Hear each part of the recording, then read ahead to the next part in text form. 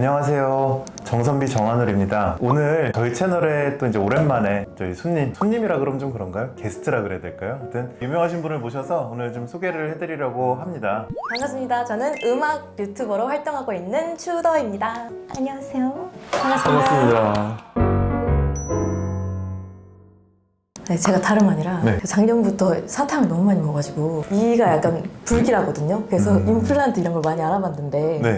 일단 궁금증이 많아서 나왔고요. 네네. 첫 번째로는 영구적인 건가? 이게 궁금해가지고. 아, 임플란트가요? 네. 그 질문들이 이제 사실 환자분들이 많이 궁금해 하시는데 바꿔 생각하면 내 이는 영구적인 걸까? 라고 생각해 보시면 관리를 잘하면 영구적으로 내 이도 쓰는 건데 임플란트를 하신다는 건 결국은 뭔가의 뭐 사고든 어떤 뭐 관리 부족이든 어떤 이유든 영구적으로 쓸 수 있는 상황을 못하고 인공물을 드리는 거잖아요. 그러니까 그 말은 근데 이제 이 인공물 임플란트라고 하는 게 많이 좋아져서 바꿔 말하면 관리만 잘하면 내 이처럼 쓸 수가 있다. 근데 내 이도 심지어 관리가 안 되거나 뭔가 무슨 문제 때문에 영구적으로 못 써서 임플란트를 하는데 하물며 임플란트가 내 이보다 더 좋다고 볼 수는 없어요. 그래서 그 말은 잘 관리가 되면 내 이처럼 충분히 쓸 수가 있다. 그래서 보통 한 반영구적이다 라는 말을 쓰는데 좀 표현이 이상하죠. 영구적이면 영구적인 거고 아니면 아닌 건데 관리 여하에 따라서 잘 관리가 되면 얼마든지 내 이에 가깝게 영구적으로 쓸 수 있다 라고 생각하시면 될 것 같습니다. 근데 내 이 같지만 내 이보단 좀 더 관리를 신경 써야 되는 거예요. 아무래도 그렇죠. 그러니까 내 이를 이제 살아있는 가로수 나무라고 비유를 한다면은 임플란트는 길가의 가로수 나무 옆에 있는 전봇대랑 좀 비슷하다고 보시면 되거든요. 가로수 나무는 뭔가 이제 비바람 치고 뭔가 있어도 얘가 버티는 능력, 완충 능력, 뭐 회복 능력 이런 게 좀 있다면 사실 이 전봇대는 그런 게 특별히 있진 않잖아요. 살아있는 게 아니다 보니까 얘는 최대한 깨끗하게 관리를 해줘서 요걸 유지시키는 그런 거라면은 내 이는 좀 더 회복력이 있고 이제 이런 느낌이라고 보시면 돼요. 그래서 관리를 어쨌든 잘하는 게 둘 다 중요하다 결론은.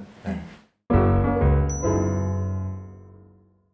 그러면은 관리라 하면 어떤 관리일까요, 특별히? 기본적으로는 어렵게 생각하실 게 없고요. 아무래도 좀 더 관리를 이제 양치질하는 것들, 시실, 치간칫솔 사실 너무 상식적인 그런 것들이랑 동일해요. 치과를 다니면서 관리하는 것도 필요한가요? 그렇죠. 아무래도 이제 이게 우리 스케일링도 1년에 보통 한 번에서 두 번 정도는 아무리 건강해도 한계가 있다 보니까 이렇게 말씀을 드리는데 하물며 임플란트도 그렇게 1년 혹은 좀 잇몸이 안 좋으신 분들이 한 1년에 한 두 번 정도? 이 정도는 정기적으로 체크를 받으시는 게 좋죠. 1년에 2번 정도? 네, 이제 잇몸이 안 좋으신 분들은 그 정도 추천을 드리고 그렇습니다. 네, 그래도 엄청 자주 와야 되는 건 아니네요. 평소에 잘하면. 네, 평소에 잘 관리하시면 괜찮습니다.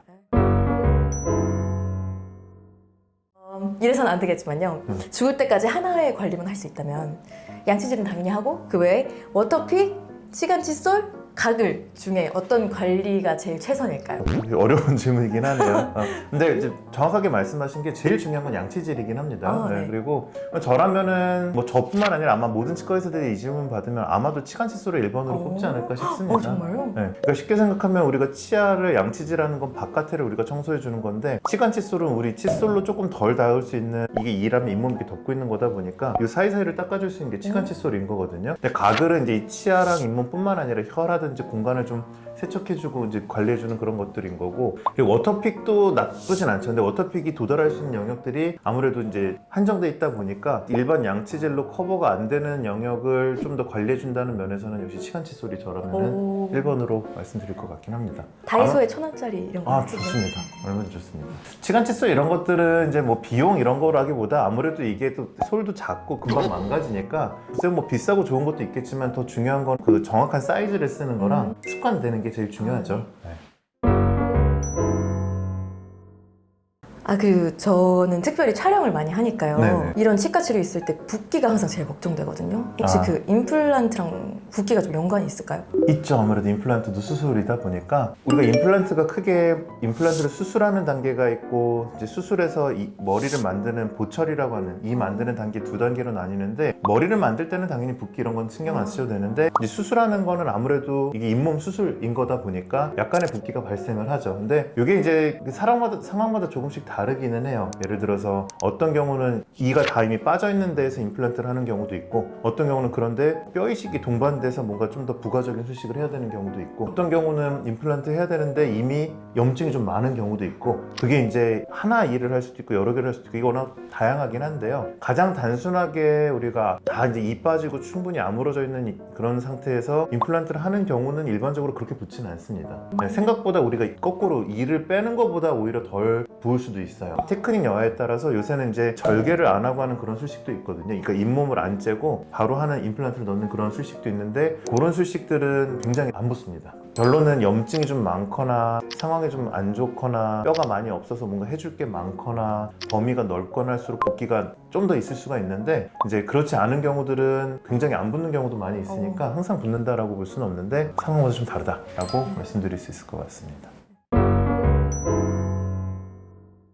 원장님 말씀하시는 거 들어보니까 치료가 단계가 여러 가지인 것 같은데 혹시 그럼 총 기간을 얼마나 잡고 치료해야 될까요? 제가 그래서 귀여운 모형을 하나 좀 준비를 해봤어요. 우리 치아도 똑같습니다. 치아랑 임플란트 차이를 비교해 보시면은 치아도 이렇게 머리가 있고 밑에 뿌리가 있어요. 근데 이제 임플란트라고 하는 거는 치아가 머리랑 뿌리랑 다 없어졌을 때 새로 대체를 해야 되는데 뿌리 부분은 일반적으로 이런 금속으로 된 것들로 이제 사용이 돼서 우리가 임플란트 수술이라고 하는 게 이 파란색 금속 부분을 뼈에다 이렇게 넣는 돌려서 박는 거군요. 그렇죠. 이제 이거를 이제 나사 넣듯이 이게 나사 홈이 있죠. 여러 가지 아. 방식이 있는데 얘를 뼈에다 이렇게 넣는 거를 임플란트 수술이라고 합니다. 그래서 이때 좀 붓고 이제 이런 것들이 아까 말씀드렸던 것들이고 넣고 나서는 조금 더 굳는 시간을 일반적으로 좀 가지게 되고요. 근데 충분히 좀 굳었다라고 이제 판단이 되면 치과에서 이렇게 본 떠서 이를 뭐 크라운을 만들든지 이런 것처럼 얘도 이제 인상을 떠가지고 이 이를 이렇게 만들게 됩니다. 그래서 이런 수술 단계, 보철 단계가 있는데 그래서 얘가 이제 뼈랑 붙는 시간 요게 아마 좀 제일 길 거라고 보고요. 이 2단계에서 만약에 뼈가 너무 안 좋다, 너무너무 안 좋다 그러면은 뼈를 먼저 이렇게 우리가 축조를 해놓고 뼈가 생기고 그 다음에 임플란트도 넣어놓고 또 기다리지 이렇게 돼서 훨씬 길어질 수도 있고 그렇습니다. 그래서 일반적으로 근데 그런 게 아니라면은 통상 임플란트를 수술하고 기다리는 거를 교과서적으로는 보통 2달 정도로 잡습니다. 이제 예전에는 훨씬 길었는데 요새는 이 재료들이 되게 좋아져가지고 2달 혹은 그 이내까지도 나오고 그리고 이제 그거를 잘 굳었는지 체크를 할 수 있는 그런 장비들도 있거든요. 그래서 걸리는 시간은 그래서 수술에서 보철로 넘어가는 그 기간이 아무래도 사람마다 좀 다를 거고 뭐 한두 달에서 길게는 뭐 반년 정말 뼈가 없는 분들은 이제 뼈 축조부터 해야 되니까 뭐 거의 한 1년 이렇게 가는 분들도 있긴 있습니다. 정말 없는 경우는. 갭이 크네요. 네. 그러면 4개월 내지 1년까지도 될 수 있는 건가요? 그렇죠. 뼈가 이제 정말 없는 분들은 얘가 튼튼해진 게 확인이 되고 해야지 또 너무 서두르다가 망가질 수도 있고 그러니까. 하여튼 아까 말씀드렸지만 요새는 재료도 장비도 기술도 좋아져가지고 그 기간들이 많이 줄어들고 있고 실제로 이제 여러 가지 그 테크닉도 좋아져서 조금 요새는 좀 더 빨리 하는 것도 제법 괜찮다까지는 나오고 있습니다. 근데 이제 그래도 원칙적인 게 있고 충분히 더 짧게 하는 것도 좋다라는 것도 있지만 거기서 경험만 할까는 그 철학이 있는 거죠. 혹시 조심해야 될 음식이 생길까요? 임플란트 하고 나서?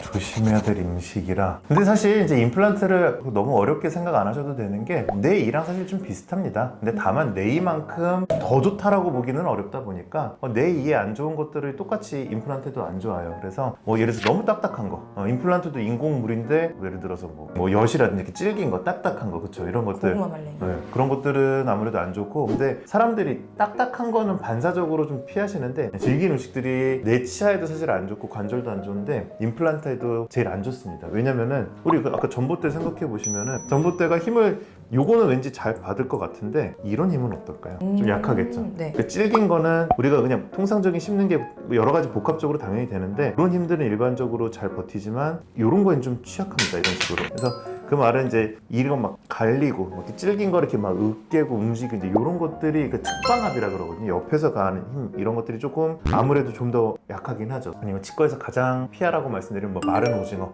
뭐 쥐포 이런 것들이 아무래도 조금 고구마 말랭이 불리하죠. 막 이런 거. 고구마 말랭이 좀 질긴 제가 거. 고구마 말랭이 먹다 이가 빠졌었거든요. 생일날에. 내 이도 빠지는데 얘도 이렇게 빠질 수가 있습니다. 다시 그래서 안 먹으려고요. 아니, 안 드실 수는 없는데 이제 다만 뭐 너무 많이 드시거나 무리하는 것들은 뭐 무리하지 않는 게 좋겠죠. 앞니로 맛있는 먹으면 거는. 되겠죠? 안 이렇게. 그럼 괜찮지 않을까요? 그럼 앞니도 빠질 수 있고. 적당히 녹여 먹을게요. 네.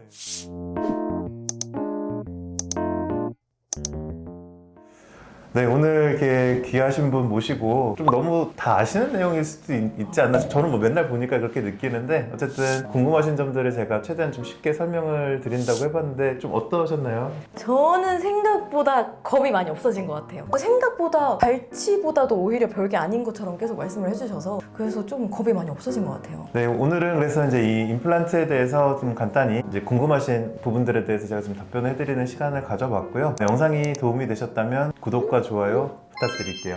좋댓글. 감사합니다.